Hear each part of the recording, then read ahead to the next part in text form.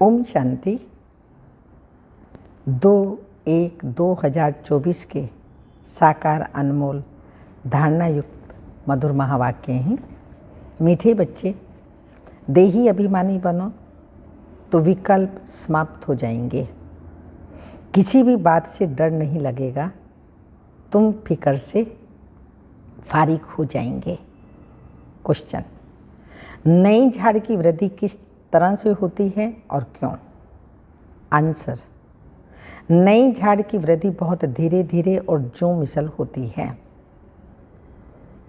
जैसे ड्रामा जो मिसल चल रहा है, ऐसे ड्रामा अनुसार ये झाड़ भी धीरे धीरे वृद्धि को पाता है, क्योंकि इसमें माया का मुकाबला भी बहुत करना पड़ता है।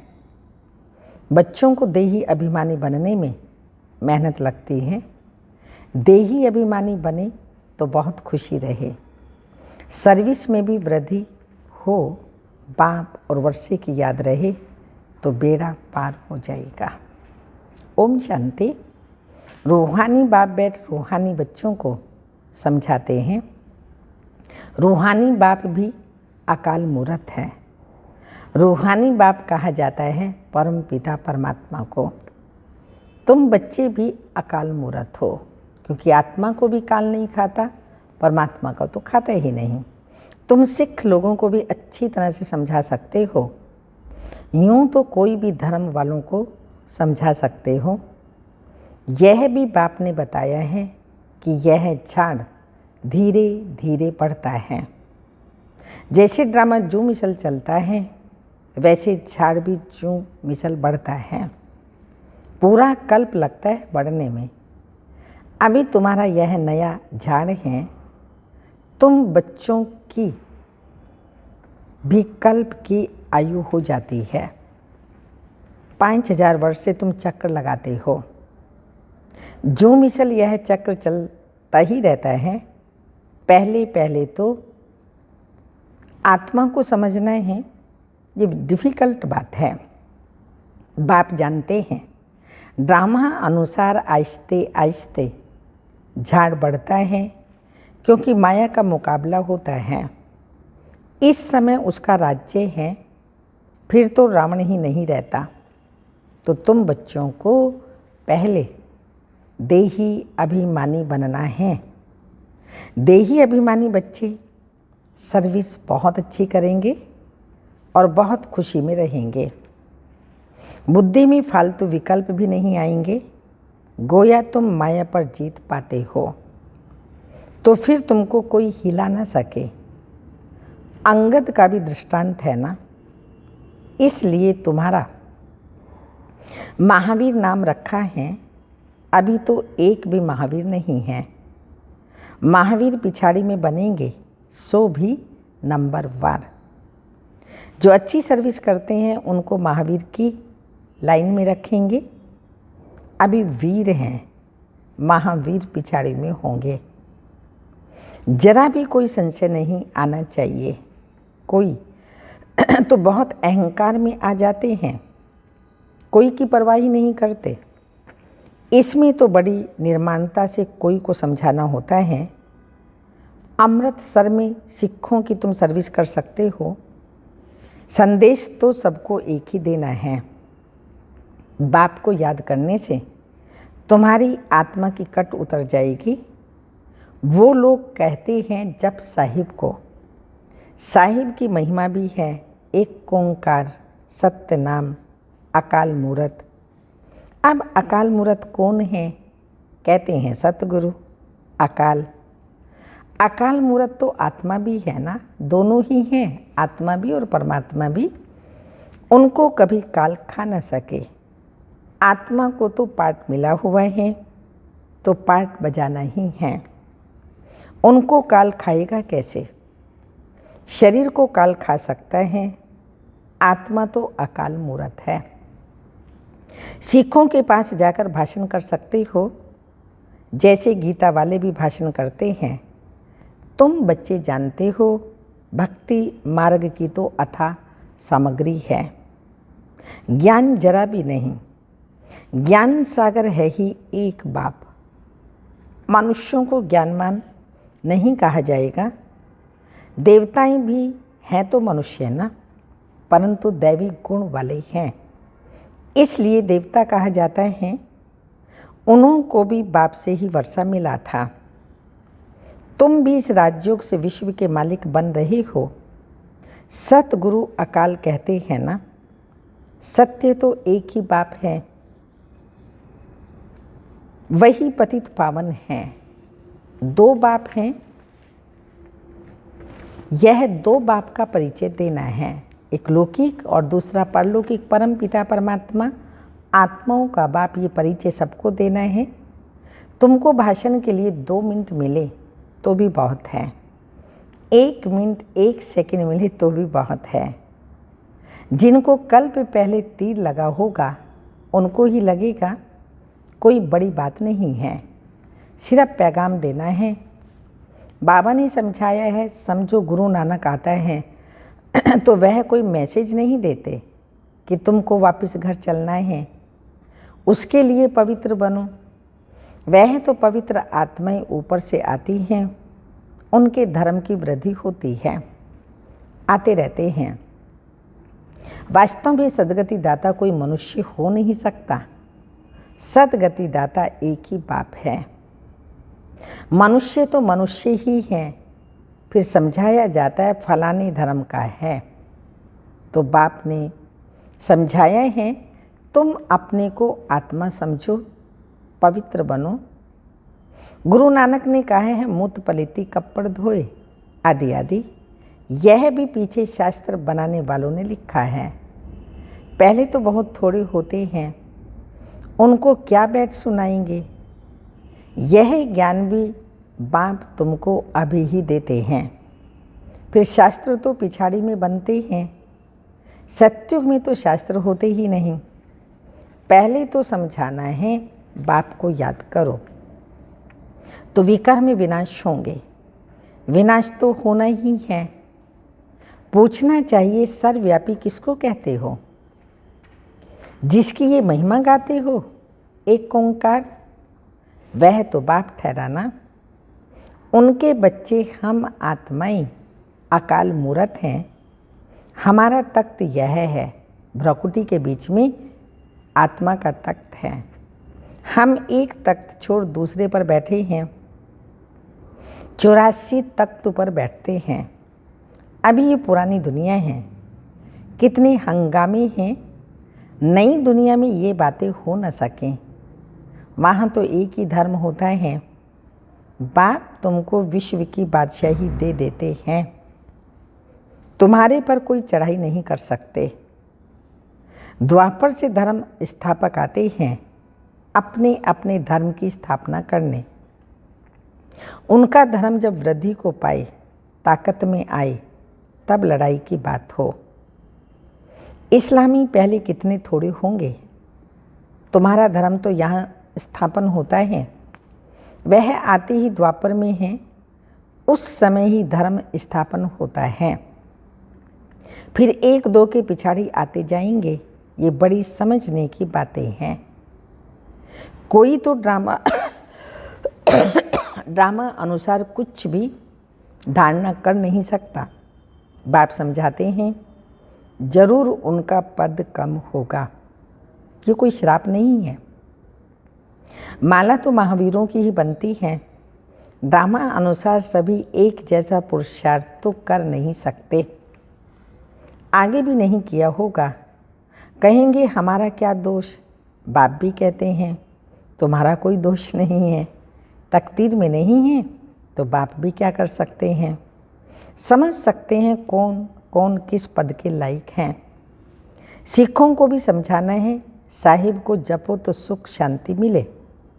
उनको सुख तब मिलता है जब उनके धर्म की स्थापना होती है। अब तो सब नीचे आ चुके हैं। तुम मानते हो सतगुरु अकाल, फिर गुरु किसको कहते हो? सदगति देने वाला गुरु एक ही है। भक्ति सिखलाने वाले तो ढेर गुरु चाहिए। ज्ञान सिखलाने वाला एक ही बाप है। तो तुम माताएं उनको समझाओ, ये कंगन तुम क्यों पहनते हो? ये भी तो पवित्रता की निशानी है। तुम्हारा वह मान लेंगे क्योंकि तुम माताएं ही स्वर्ग का द्वार खोलने वाली हो। तुम माताओं को अभी ज्ञान का कलश मिला है जिससे सबकी सद्गति हो जाती है। तुम बच्चे अभी अपने को महावीर कहलाते हो। तुम कह सकते हो हम ग्रस्त व्यवहार में रहें स्वर्ग की स्थापना कर रहे हैं। रात दिन का फर्क है। ये जटाएं भी पवित्रता की निशानी है। अकाल मूरत पतित पावन बाप की महिमा पूरी करनी चाहिए। साधु सन्यासी परमात्मा ही नमः कहते हैं, फिर कहते हैं सर्वव्यापी हैं। यह है रॉन्ग। बाप की तुम खूब महिमा करो। बाप की महिमा से तुम तर जाते हो। जैसे कहानी है ना, राम राम कहने से पार हो जाएंगे, तो बाप भी कहते हैं बाप को याद करने से विशेष सागर से पार हो जाएंगे। तुम सबको मुक्ति में आना ही है। तुम अमृतसर में जाकर के भाषण करो कि तुम पुकारते हो सतगुरु अकाल मूरत है, परंतु वह अब कहते हैं देह सहित देह के सब धर्मों को छोड़ अपनी को आत्मा समझो, बाप को याद करो, तो पाप भस्म हो जाएंगे, अंत मति सुगति हो जाएगी। शिव बाबा अकाल मूरत निराकार हैं, तुम आत्मा भी निराकार हो।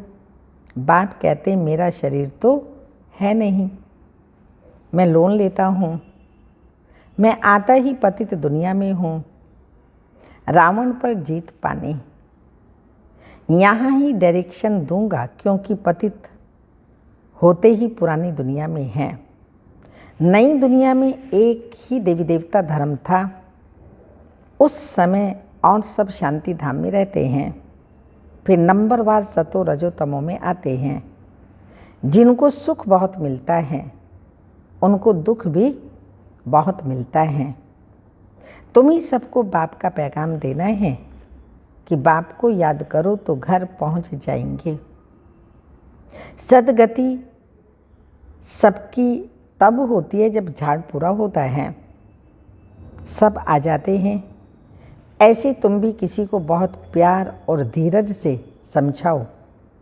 तुमको चित्र उठाने की भी दरकार नहीं है। वास्तव में चित्र है नयों के लिए। तुम कोई भी धर्म वालों को समझा सकते हो, परंतु बच्चों में इतना योग नहीं है जो तीर लगे। कहते हैं बाबा हम हार खा लेते हैं, माया एकदम मुंह फिरा देती है। उनको ये पता नहीं पड़ता है कि हम देवता थे, इस समय असुर बने पड़े हैं। अब बाबा कहते हैं अपने को आत्म समझ बाप को याद करो, बाप का पैगाम सबको देते रहो। बाइस्कोप के स्लाइड्स पर भी लिखो कि त्रिमूर्ति परम पिता परमात्मा शिव कहते हैं माँ में कम याद करो तो तुम्हारे विकर्म विनाश होंगे, तुम मुक्ति जीवन मुक्ति पालेंगे। पैगाम तो सबको देना है, स्लाइड्स भी बन जाना चाहिए। इसमें यह जैसे एक वशीकरण मंत्र मन मना भाव का सबको दो। इस पढ़ाई में देरी नहीं लगती, आगे चल कर के सब समझेंगे। कोई फिक्र की बात नहीं है, फिक्र से रहित तो होना ही है। मनुष्य देखो मौत से कितना डरते हैं, यहाँ डरने की तो बात ही नहीं। तुम तो कहेंगे अभी मौत ना आए, अभी हमने इम्तिहानी पूरा कहाँ किया, अभी यात्रा पूरी की ही नहीं, तो शरीर क्यों छूटना चाहिए। ऐसी मीठी मीठी बातें बाप से करनी है, बहुत अच्छी आदत पड़ जाएगी। यहाँ चित्र के आगे आकर के बैठ जाओ। तुम जानते हो हमको बाबा से विश्व की राजाई मिलती है, तो ऐसे बाप को बहुत याद करना चाहिए। याद नहीं करेंगे तो सजाएं भोगनी पड़ेंगी। बाबा को तो याद करना पड़ गया कि हम यह बनने वाले हैं, तो बहुत खुशी होती है हम यह बनेंगे। देखने से ही नशा चढ़ जाता है। तुमको भी यह बनना है। बाबा, हम आपको याद कर ऐसे बनेंगे ज़रूर, और कोई काम नहीं है तो यहाँ चित्रों के सामने आकर के बैठ जाओ। बाप द्वारा हमको ये वर्षा मिलता है, ये पक्का कर दो। ये युक्ति कम नहीं है, परंतु तकदीर में नहीं है तो याद नहीं करते। बाबा कहते हैं यहाँ आते हो तो बहुत प्रैक्टिस करो, तो जो कुछ ग्रहचारी होगी वह उतर जाएगी। सीढ़ी के चित्र पर यह विचार करो, परंतु तकदीर में नहीं है तो श्रीमत पर चल नहीं सकते। बाबा रास्ता बताते हैं, माया काट देती है। बाबा युक्तियाँ बहुत बतलाते हैं। बाप और वर्षे को याद करते रहो। कहते हैं अतीन्द्रिय सुख पूछना है तो गोप गोपियों से पूछो, जिनको निश्चय है कि हम बाप से वर्षा जरूर लेंगे। बाबा स्वर्ग की स्थापना कर हमें उसका मालिक बनाते हैं। चित्र भी ऐसे बने हुए हैं। तुम सिद्ध कर सकते हो ब्रह्मा विष्णु का क्या संबंध है, और किसी को भी पता नहीं है। ब्रह्मा का चित्र देख मूंझ जाते हैं। स्थापना में टाइम जरूर लगता है। कर्मातीत अवस्था में भी टाइम लगता है। घड़ी घड़ी भूल जाते हैं। ये आदत डालनी चाहिए। नोदा भक्ति वाले भी चित्र के आगे बैठ जाते हैं। हमको दीदार हो, तुम तो यह बनते हो, तुमको मदद करना चाहिए। बैज भी तुम्हारे पास हैं। बाबा अपना भक्ति मार्ग का मिसाल बताते हैं कि नारायण की मूर्ति से मेरा बहुत प्यार था, वो सब था भक्ति मार्ग। अब बाप कहते हैं मामी कम याद करो और कुछ भी नहीं करना है। बाबा कहते हैं हम तो ओबीडिएंट सर्वेंट हूँ, हमें तुम माथा क्यों टेकते हो। अच्छा, मीठे मीठे सिक्के लदे बच्चों प्रति माता पिता बाप दादा का याद प्यार, गुड मॉर्निंग, डायमंड मॉर्निंग। रूहानी बाप की रूहानी बच्चों को नमस्ते।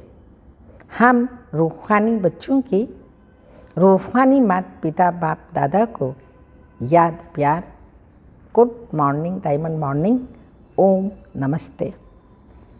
धारणा के लिए सार है, निर्माणता का गुण धारण करना है, जरा भी अहंकार में नहीं आना है। ऐसा महावीर बनना है जो माया हिला ना सके।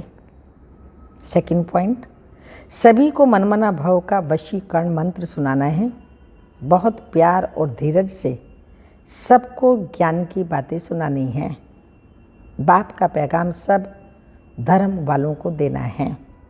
वरदान, कर्म और संबंध दोनों में स्वार्थ भाव से मुक्त रहने वाले बाप समान कर्मातीत भाव।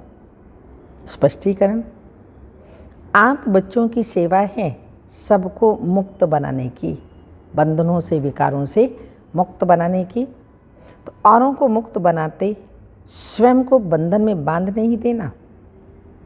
जब हद के मेरे से मुक्त होंगे तब अव्यक्त स्थिति का अनुभव कर सकेंगे।